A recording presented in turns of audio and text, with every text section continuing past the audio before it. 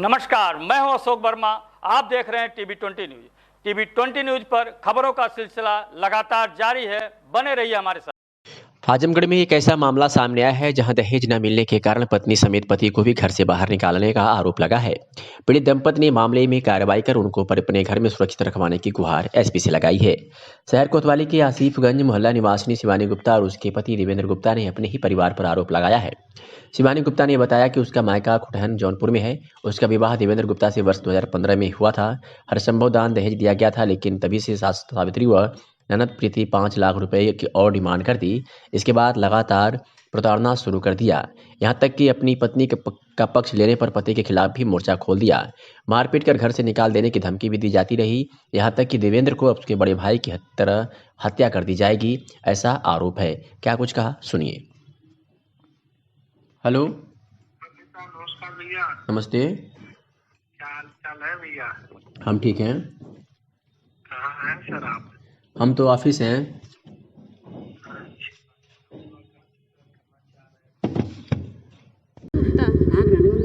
खुटहन बाजार। क्या मामला है? मामला ये है कि हम पति पत्नी साथ रहना चाहते हैं, पर हमारी सासू माता और ननद जी रहने ही नहीं देती हैं घर में, और बहुत झगड़ा करती हैं, बहुत मार करती हैं, हमारे पति को बहुत परेशान करती हैं। हमारा 4 साल का बेटा है, उसको 2 साल से अपने पास रखी हुई हैं। हमारी बच्ची को नाजायज़ कहती हैं इसके DNA टेस्ट कराओ, और हमारे पति को दूसरी शादी करने के लिए विवश करती हैं, जिसके लिए हमारे पति मना करते हैं। तो इनको कहती हैं कि तुमको जायदाद से बेदखल कर देंगे, और अब कहती हैं कि हम अपनी बच्चियों को सारी प्रॉपर्टी अपनी बच्चियों को लिख देंगे और तुम पति पत्नी को नहीं रहने देंगे। हमारे पति को भी जान से मारने की धमकी देती हैं। क्या चाहती हैं? झूठे मुकदमे में फंसा के हमको वो एकदम पुलिस बुलाने की धमकी दे रही हैं, वो बंद कराती हैं। आपके पति कितना सपोर्ट करते हैं आप? हमारे पति हमको पूरा सपोर्ट करते हैं। आज एसपी साहब के यहाँ आई, क्या उन्होंने आश्वासन? उन्होंने कहा है महिला थाने में हम भेज देंगे, वहाँ से रिपोर्ट लग जाएगी। विधानसभा चुनाव में मतदाताओं के बीच शराब परोसकर चुनाव को प्रभावित करने से रोकने के लिए पुलिस द्वारा चलाए जा रहे अभियान में थाना तुलसीपुर की पुलिस और स्वाट टीम तथा सर्विलांस सेल की संयुक्त टीम के द्वारा 400 लीटर अवैध स्प्रीट और शराब से भरी तथा खाली शीशिया ढक्कन रैपर सहित 2 अभियुक्तों को अनिल कुमार सोनी तथा सुशील जायसवाल को मुखबिर की सूचना पर ग्राम पीपरा थाना जरवा स्थित संजय गुप्ता के मकान से गिरफ्तार किया गया। इनके विरुद्ध स्थानीय थाने पर कई धाराओं में आबकारी अधिनियम के तहत अभियोग पंजीकृत किया गया है। क्या कुछ कहा नम्रता श्रीवास्तव, अपर पुलिस अधीक्षक बलरामपुर ने, सुनिए। ये अवैध रूप से जो लोग भी शराब के कारोबार में संलिप्त हैं उनके विरुद्ध अभियान चल रहा है, और चुनाव में भी क्योंकि इस तरह की चीज़ें आती हैं कि लोग शराब बांट के और इस तरह की कार्रवाई करते हैं, तो उसके दृष्टिगत भी हम लोग लगातार प्रयास कर रहे थे कि जो भी लोग इस तरह के अवैध कार्य में शामिल हैं उनके खिलाफ कार्रवाई की जाए। तो इसी संदर्भ में आबकारी की टीम, थाना पुलिस तुलसीपुर और हमारी जो स्वाट की टीम है, हम लोग इस पे काम कर रहे थे। इनके द्वारा जो है कल 2 अभियुक्तों को पकड़ा गया है, एक अनिल कुमार सोनी और एक सुशील जायसवाल, और इनके पास से 400 लीटर अवैध रूप से स्पिरिट और देसी शराब के करीब 53 बॉटल्स, और इसी तरह से दूसरी शराब की बॉटल्स, खाली बॉटल्स, ढक्कन, रैपर, काफ़ी संख्या में ये सारी चीज़ें पुलिस टीम के द्वारा बरामद की गई है, जिससे ये चीज़ सिद्ध होती है कि इनके द्वारा जो है अपमिश्रण किया जा रहा था शराब का, और दोनों अभियुक्तों को गिरफ्तार करके इनके न्यायिक हिरासत में भेजा जा रहा है। साथ ही साथ ये भी चीज़ प्रकाश में आई है कि जो सुशील जायसवाल है, ये 3 इनके पास ठेका है, जिसमें 2 इनकी माताजी के नाम पे और 1 इनका स्वयं का है। क्योंकि सरकारी ठेका होने के बावजूद इनके द्वारा इस तरह से अवैध कार्य किया जा रहा था, इसलिए इनके ठेके के निरस्तीकरण की भी रिपोर्ट भेजी जा रही है। और आजमगढ़ में आगामी विधानसभा 2022 चुनाव के मद्देनजर पूर्व मंत्री व विधायक नफीस अहमद ने लोगों से जनसंपर्क किया और समाजवादी पार्टी की सरकार बनाने की लोगों से अपील की। अपने जनसंपर्क के दौरान पूर्व मंत्री व विधायक नफीस अहमद ने कहा कि 5 सालों में भारतीय जनता पार्टी ने प्रदेश का बेड़ा गर्क कर दिया है और प्रदेश का भला सिर्फ समाजवादी पार्टी में ही है। इसलिए समाजवादी पार्टी की सरकार बनाकर अखिलेश यादव के हाथों को मजबूत करें और उत्तर प्रदेश को उत्तम प्रदेश बनाने में सहयोग करें।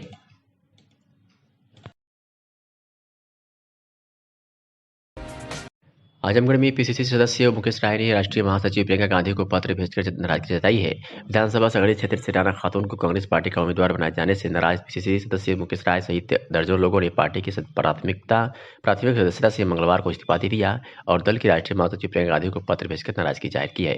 क्या कुछ कहा पीसीसी सदस्य मुकेश राय ने, सुनिए। हम मुकेश राय, प्रदेश कांग्रेस कमेटी के सदस्य।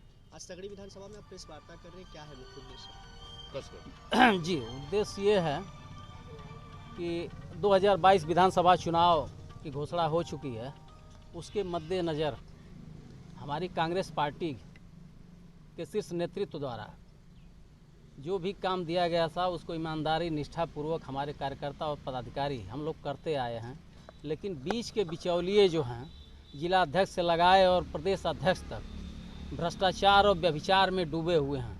यहाँ पे जो है लंबा और खंभा चाहिए इन लोगों को। शाम को लंबा माने मुर्गा की टांग चाहिए और दारू चाहिए बोतल इन लोगों को।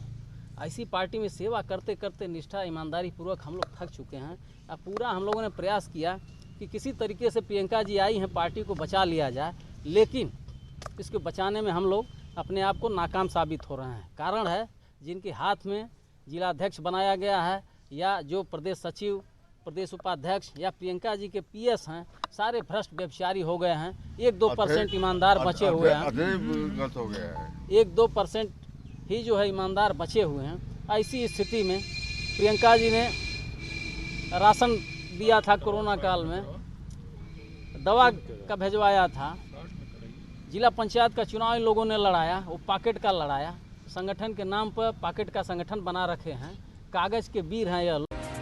एसपी अनुराग आर्य ने के निर्देश पर वह अपर पुलिस अधीक्षक यातायात सुधीर जायसवाल के आदेश के क्रम में यातायात प्रभारी कौशल पाठक के द्वारा आगामी विधानसभा चुनाव के दृष्टिगत 4 पहिया वाहनों पर रखे पार्टी के झंडे व वोटर के विरुद्ध व्यापक चेकिंग अभियान चलाया गया। इसमें वाहनों से झंडा उतरवाया गया तथा काली फिल्म लगे वाहनों पर से काली फिल्म उतरवाई गई तथा साथ ही साथ उनका चालान किया गया तथा अन्य प्रवर्तन की कार्रवाई में बिना हेलमेट, सीट बेल्ट वाहन यातायात के नियमों की अवहेलना करने वाले कुल 85 वाहनों का ही चालान किया गया। साधन सहकारी समिति तेजापुर जगदीशपुर में यूरिया खाद के लिए किसानों की भीड़ उमड़ पड़ी तथा देर शाम तक यूरिया को लेकर किसान धक्का मुक्की करते रहे, जहां लोगों द्वारा कोरोना गाइडलाइन का पालन भी नहीं किया जा रहा, जिसमें तेजी संक्रमण फैलने का खतरा बना हुआ है। शासन द्वारा जहां चुनावी रैली, जनसभा तथा जनसंपर्क में 5 व्यक्तियों से अधिक हो जाने पर पाबंदी लगा रखी है, वही साधन सहकारी समिति तेजापुर जगदीशपुर में उमड़ रही भीड़ कोरोना वायरस को दावा दे रही है, जबकि समिति पर सैनिटाइज व मास्क की भी व्यवस्था नहीं की गई है, बल्कि कोरोना काल की जमकर धज्जी उड़ाई जा रही है। वही कुछ किसानों का आरोप है कि यूरिया खाद के साथ जिंक का पैकेट भी वितरण किया जा रहा है। भैया क्या नाम है आपका? सुबेदार। अच्छा, ये बताइए कितने का खाद्य दे रहे हैं? 360 रुपया का। क्यों इसका रेट तो 266, जबकि सरकारी रुपया लगा दिया है, जिंक लगा दिया है। और क्या कह रहे हैं? ये जबरदस्ती दे रहे हैं। अच्छा, क्या इसका रेट लिस्ट लिखा गया है कि नहीं? कुछ नहीं लिखा गया है भैया। अच्छा। राष्ट्रीयवादी व अधिकार मंच के राष्ट्रीय अध्यक्ष चंद्रशेखर सिंह पुष्कर ने आजाद समाज पार्टी के अध्यक्ष चंद्रशेखर रावण की अभावुकता के प्रति अपनी संवेदना व्यक्त करते हुए जारी वीडियो में कहा कि यदि चंद्रशेखर आजाद वास्तव में समता समानता चाहते हैं तो जातिगत और दलगत भावना से ऊपर उठकर जातिगत विदेश फैलाना बंद करें। चंद्रशेखर रावण एक युवा है, तो राजनीतिक दलों के दरवाजे पर रोना बंद करें। युवा देश का भविष्य होता है। वास्तव में समता समानता और राष्ट्र का निर्माण राष्ट्रवादी व अधिकार मंच के विचारों से ही संभव है। चंद्रशेखर रावण की भावनाओं का कदर करते हैं तथा यह सलाह देते हैं कि मंच के उद्देश्यों का साथ जुड़कर 65% की आबादी को एकजुट करने का कार्य करें। क्या कुछ कहा शशांक शेखर सिंह पुष्कर ने, सुनिए। आजाद समाज पार्टी के अध्यक्ष चंद्रशेखर आजाद काफी भावुक नजर आ रहे हैं। यदि वास्तव में वो समता और समानता की बात करते हैं, यदि वास्तव में समतामूलक समाज की स्थापना चाहते हैं, तो उन्हें जातिगत और दलगत भावना से ऊपर उठ करके राष्ट्रवादी युवा अधिकार मंच के विचारों के हिसाब से काम करना चाहिए। चंद्रशेखर रावण नौजवान हैं, हम उनकी भावनाओं का कद्र करते हैं और एक सलाह देते हैं कि ये पार्टियों का चक्कर लगाना बंद करें। यदि वास्तव में समतामूलक समाज की स्थापना चाहते हैं तो राष्ट्रवादी युवा अधिकार मंच उनके साथ है। जातिगत विद्वेष फैलाना बंद कर राष्ट्रवादी युवा अधिकार मंच के विचारों के साथ हमें, मैं उनका स्वागत करूंगा। धन्यवाद।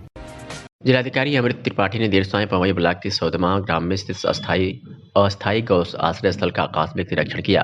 मुख्य पशु चिकित्सा अधिकारी ने अवगत कराया कि यहां पर कुल 80 गोवंश है। उन्होंने जिलाधिकारी को अवगत कराया कि जनपद में कुल 44 पशु आश्रय स्थल अस्थायी रूप से संचालित की जा रही है। जिलाधिकारी ने मौके पर उपस्थित अधिकारियों को निर्देश दिया कि कड़ी ठंड को देखते हुए तत्काल आसपास के क्षेत्रों में अस्थायी गौशाला बनाया जाए। उन्होंने संबंधित उप जिलाधिकारियों एवं तहसीलदार को निर्देश दिया कि अस्थायी गौ आश्रय के लिए जगह चिन्हित कर छप्पर आदि डालकर गोवंश को सुरक्षित किया जाए। जिलाधिकारी ने मुख्य पशु चिकित्सा अधिकारी को निर्देश दिया कि पशुओं के लिए पर्याप्त चारा, पानी, भूसा आदि की व्यवस्था सुनिश्चित करें। उन्होंने कहा कि सभी पशुओं का जियो टैगिंग एवं टीकाकरण सुनिश्चित किया जाए।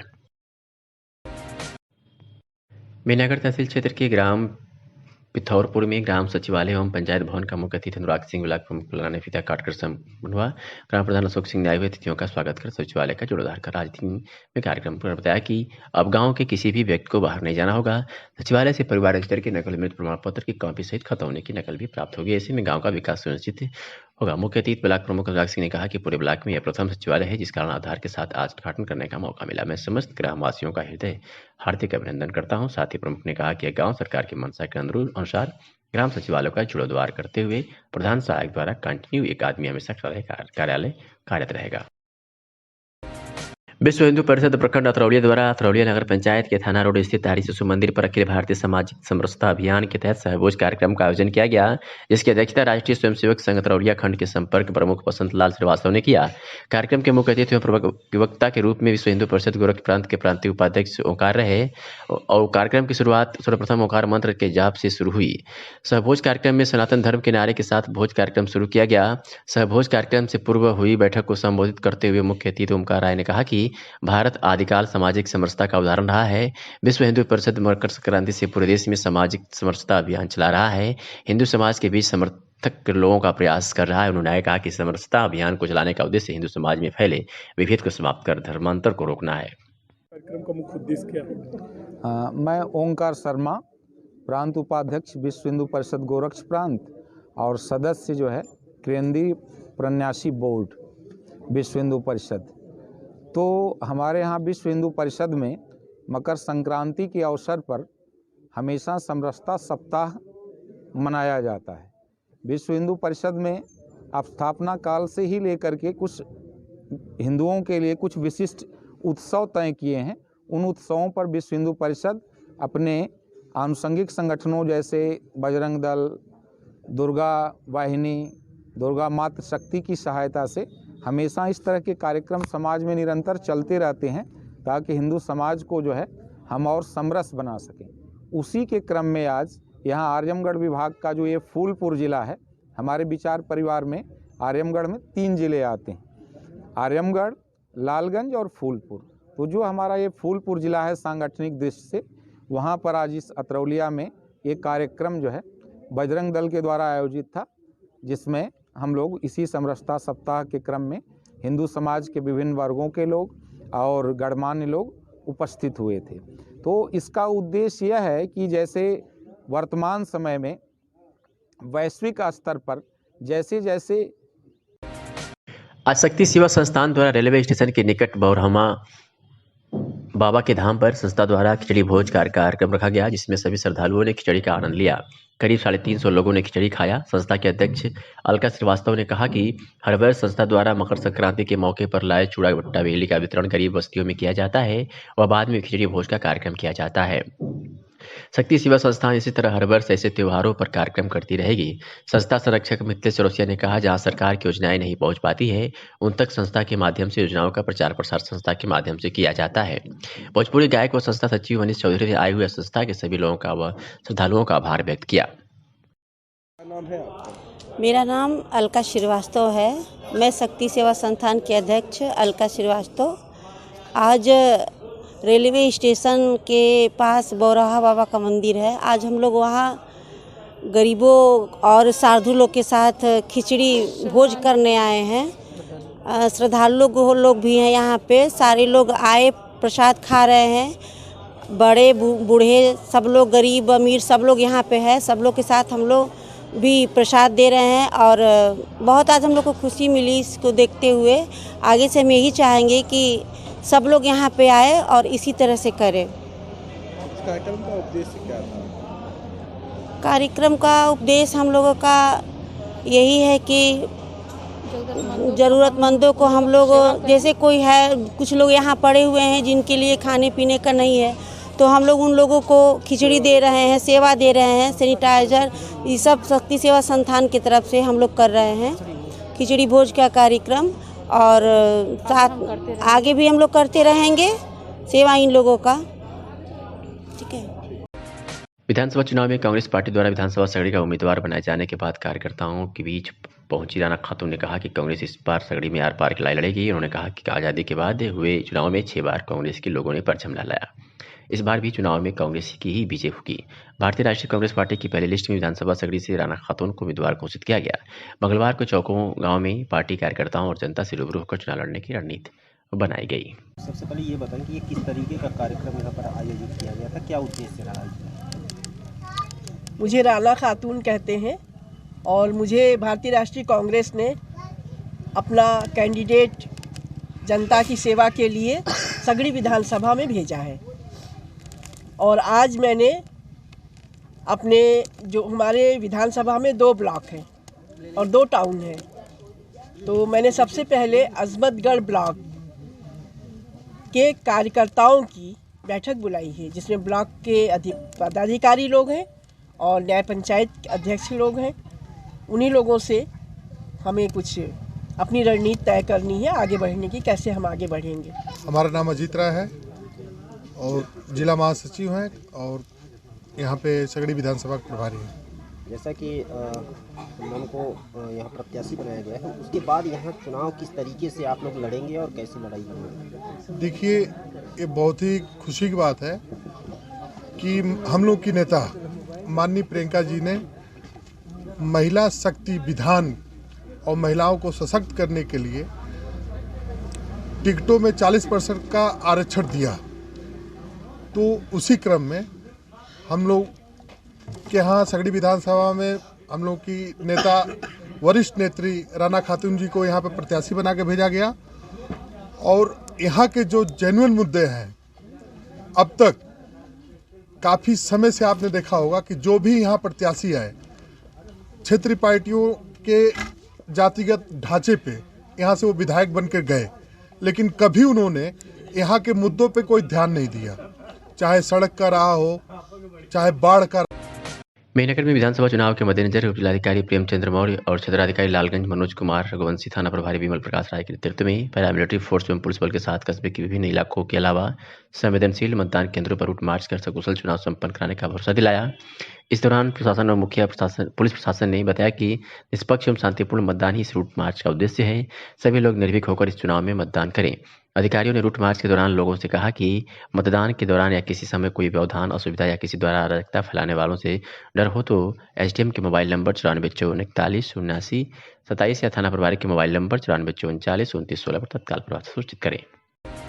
लखनऊ से खबर रही, जहां सपा नेता चंचल यादव का बड़ा बयान सामने आया है। उन्होंने कहा है कि योगी सरकार पर जमकर हमला बोलते हुए कहा है कि भारतीय जनता पार्टी सिर्फ जुमलेबाजी करती है। उत्तर प्रदेश में एक भी मेडिकल कॉलेज की सरकार में नहीं बना, प्रदेश में ध्वस्त है कानून व्यवस्था। 10 मार्च को अखिलेश के नेतृत्व में बनेगी समाजवादी पार्टी की सरकार और फिर योगी आदित्यनाथ गोरखपुर वापस जाएंगे। सुनिए। पहले बोलते थे कि एयरपोर्ट केवल 2 था, आज के टाइम में 5 एयरपोर्ट हमने बना दिया। कहाँ ऑपरेशनल एयरपोर्ट है?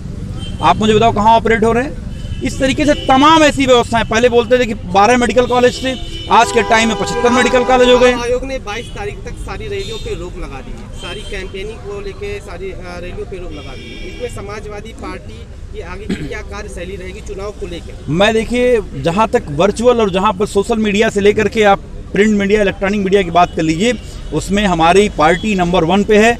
अगर आप केवल एक छोटा सा एग्जाम्पल बताता हूँ, ट्विटर आप देख लीजिए, 15.4 मिलियन फॉलोअर्स हैं हमारे राष्ट्रीय अध्यक्ष अखिलेश जी के। हमारे बाबा के पास केवल 3 पॉइंट समथिंग है फॉलोअर्स, 3.5 मिलियन फॉलोअर्स हैं। तो हमारे पास जनसमूह है। हम लोग इसमें भी बाबा की वर्चुअल रैली की बात हो रही है, इसमें भी हम लोग नंबर 1 है। 5 टाइम ज़्यादा हमारे जो महबूब नेता हैं राष्ट्रीय अध्यक्ष जी अखिलेश जी को 5 टाइम ज़्यादा लोग चाहने वाले हैं, उनको मानने वाले लोग हैं, इसलिए हम लोग यहाँ पे 5 टाइम ज़्यादा उनसे हैं।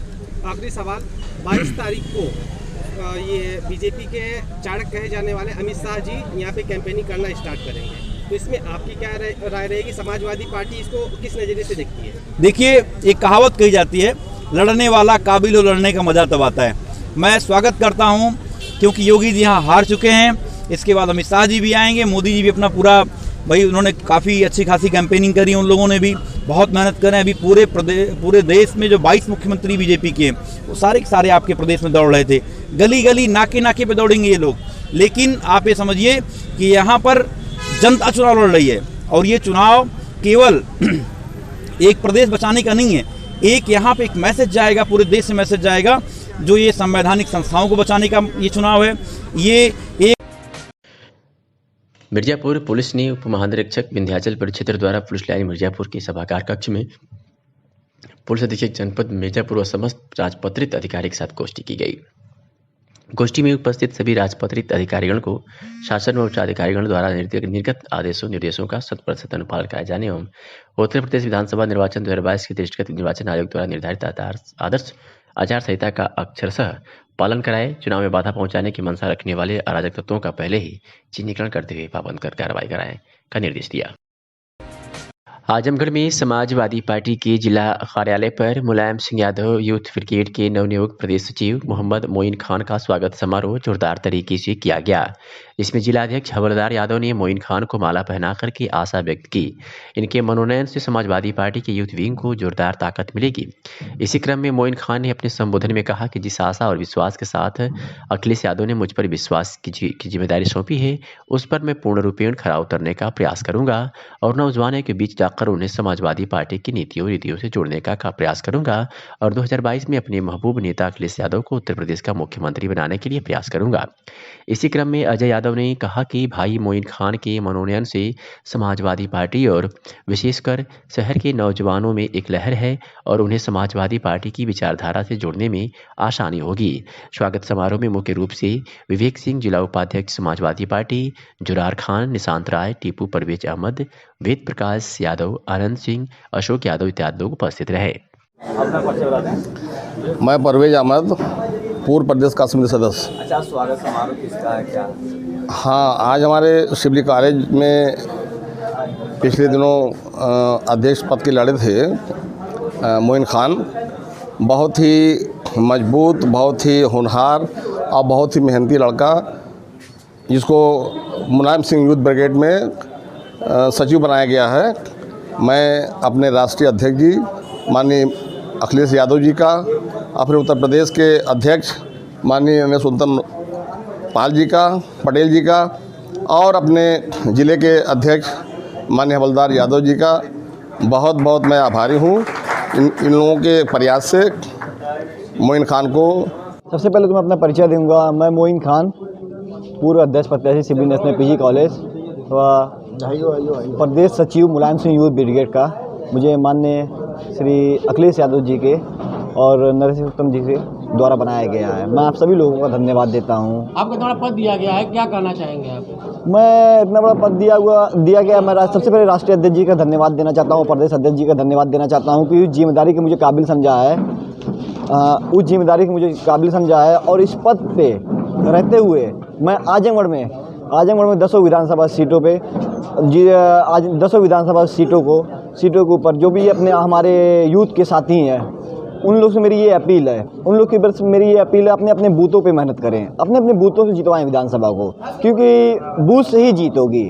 और जब बूथ से जीत होगी तो आने वाली 10 तारीख को माननीय श्री अखिलेश यादव जी फिर से मुख्यमंत्री बनेंगे और आज 10 विधानसभा की सीट जितवाने में अहम भूमिका रहेगी। यूपी में भाजपा और सपा का चुनाव प्रचार तो दिख रहा है, पर बसपा सीन से गायब दिख रही है। ऐसे में सवाल उठ रहे हैं कि 2022 विधानसभा चुनाव में दलित वोट किस ओर पड़ेंगे। उत्तर प्रदेश की पूर्व मुख्यमंत्री और बसपा सुप्रीमो मायावती की तरफ से जमीन पर चुनाव प्रचार नहीं दिख रहा है। शायद यही वजह है कि चुनावी तापमान देखते हुए कहा जाने लगा है कि यूपी में इस बार भाजपा और सपा में सीधी टक्कर होने वाली है। बसपा कई राज्यों में चुनाव लड़ती है, लेकिन यूपी उसके लिए सबसे ज़्यादा मायने रखता है। यहाँ उसका अपना कॉडर है जो दशकों से उसका अपना वोट बेच रहा है। राजनीतिक विश्लेषकों की आम धारणा यह है कि मायावती की अरुचि के चलते बसपा के कोर वोटर्स का एक वर्ग खिसक सकता है। वैसे भी यूपी के 21% वोटर्स समुदाय को लुभाने के लिए कई दावेदार पूरी कोशिश कर रहे हैं। वैसे दलित पिछले 3 दशकों से लगातार बसपा को वोट देते आ रहे हैं। ऐसे समय में जब भाजपा से कई ओबीसी नेता टूटकर सपा में शामिल हो गए हैं, गैर यादव पिछड़ी जाति के मतदाताओं को अपने साथ करने की कोशिशें तेज हो गई है। साथ ही इस समुदाय का महत्व भी समझा जा सकता है। केंद्र और राज्य में योगी सरकार की कई कल्याणकारी योजनाओं के फायदे समझाने के साथ साथ भाजपा हिंदुत्व के अपने एजेंडे में इस समुदाय को साथ लाने की पूरी कोशिश कर रही है। विश्लेषकों का कहना है कि मायावती लगातार जाटव उपजाति की एकजुटता पर भरोसा करती आ रही हैं, जो कुल दलित आबादी का करीब 55% है। विशेषज्ञों का कहना है कि 1990 के शुरुआती दशक में संस्थापक कांसीराम के नेतृत्व में बसपा के एक बड़ी राजनीतिक ताकत बनने से पहले तक दलित समुदाय कांग्रेस को वोट देता आ रहा था। सोशल इंजीनियरिंग का फार्मूला अपनाने के बाद 2007 में पहली बार पूर्ण बहुमत के साथ मायावती सत्ता में आई। इस बार ब्राह्मणों और दलितों ने साथ मिलकर बसपा को मजबूत किया था। दलित वोट बैंक पर मायावती के एक छत्र प्रभाव को भाजपा ने चुनौती दी। 2014 के लोकसभा चुनाव से ही भाजपा ने दलित समुदायों का जातिगत नजरिए से अलग कर कल्याणकारी योजनाओं और विकास के आधार पर वोट मांगे। यूपी भाजपा SC/ST मोर्चा के अध्यक्ष रामचंद्र कनौजिया कहते हैं, पार्टी की स्लोगन सबका साथ सबका विकास के पीछे छिपे हुए संदेश को समझने की जरूरत है। हम ऊंची जाति और दलितों के बीच की खाई को भरना चाहते हैं, जो सदियों से चली आ रही है। उन्होंने कहा कि महामारी के दौरान राशन और जन औषधि योजना जैसे कदमों ने सामाजिक आर्थिक रूप से उत्पीड़ित वर्ग को काफी राहत पहुंचाई। भाजपा सूत्रों का कहना है कि दलितों को अपने साथ लाने के लिए यूपी विधानसभा चुनाव की घोषणा होने से ठीक पहले सभी 75 जिलों में पार्टी ने विशेष सभाएं आयोजित की। पार्टी की योजना गैर आरक्षित सीटों से भी दलित उम्मीदवार उतारने की है। सहारनपुर सीट से जगपाल सिंह एक दलित उम्मीदवार को पहले ही टिकट दिया जा चुका है। यहाँ दूसरे चरण में मतदान है। वास्तव में 107 उम्मीदवारों की जो पहली लिस्ट आई है, उसमें भाजपा ने 19 दलितों को टिकट दिया है, जिसमें से 13 जाटव हैं। यह वही दलित उपजाति है जिसके मायावती ताल्लुक रखती है। सपा ने भी भाजपा को बराबर टक्कर देने की कोशिश की है। वही कई दिग्गज और गैर यादव पिछड़े नेताओं को अपने पाले में लाने में कामयाब रही, जिसमें 3 यूपी के मंत्री थे, स्वामी प्रसाद मौर्य, दारा सिंह चौहान और धर्म सिंह सैनी। विशेषज्ञों का कहना है कि अखिलेश ने अपनी पार्टी की पहली वाली छवि को बदलने की कोशिश की है। पहले इसे यादव और मुस्लिम वोट बैंक MY समीकरण वाली पार्टी कहा जाता था। पार्टी के भीतर ऐसा माना जा रहा है कि पिछड़े वर्ग से नेताओं के आने से दलित वोटर सपा के और करीब आ सकता है। 2019 के लोकसभा चुनाव से पहले ही सपा ने बसपा से गठबंधन किया था, लेकिन दलित वोट उसे नहीं मिले। वही बसपा ने 2014 की अपनी टैली को शून्य से सुधार कर 2019 में 10 तक पहुंचा दिया। इससे साबित हो गया कि सपा के पक्के वोटर्स यादव और मुस्लिमों ने बसपा को समर्थन दिया। बाद में मायावती ने गठबंधन को यह कहकर खत्म कर दिया कि सपा अपने वोट बसपा को ट्रांसफर नहीं करा सकी। सपा प्रमुख फिलहाल दलित नेता और आजाद समाज पार्टी के प्रमुख चंद्रशेखर से गठबंधन पर स्पष्ट रूप से कुछ नहीं कह रहे, लेकिन यह भी राजनीतिक समीकरण बदल सकता है। आजमगढ़ के बुढ़नपुर तहसील क्षेत्र के विकासखंड कोयलसा के लहरपार, कौड़िया, देवरूपुर, रानीपुर सहित अनेकों गांव से पशु चिकित्सा अधिकारी डॉक्टर सतीश यादव के नेतृत्व में विकासखंड कोयलसा के कर्मचारियों के सहयोग से 22 छुट्टा पशुओं को पकड़वा करके ट्रैगिंग करके पशुओं को हुसेपुर स्वरूप गौशाला में रखा गया है। छुट्टा पशुओं के आतंक से निजात मिले इस कारण छुट्टा पशुओं को पकड़ करके गौशाला भेजा जा रहा है। गांव के लोगों के द्वारा छुट्टा पशुओं को प्रमुखता के आधार पर पकड़वा करके गौशाला में भेजा गया। इस कार्यक्रम में जन सहयोग की आवश्यकता है। जहां भी छुट्टा पशु है, संबंधित खंड विकास अधिकारी और ग्राम विकास अधिकारी व प्रधान के सहयोग से पशुओं को पकड़वा कर गौशाला में भिजवाने का कार्य करें। आइए सुनाते हैं कि पशु चिकित्सा अधिकारी डॉक्टर सतीश यादव ने क्या कुछ कहा। पशुओं लोगों को ले जाया जा रहा है, कितने पशु हैं, कहाँ ले जाए जा रहे हैं और क्या है इसके बारे में बताइए थोड़ा। एक्चुअली कई दिनों से शिकायतें चल रही थी और दैनिक समाचार पत्र अमर उजाला में आज छपा था कि देवरपुर मार्केट में 2-3 पशु आए दिन वहाँ चौराहे पे बैठे मिलते हैं।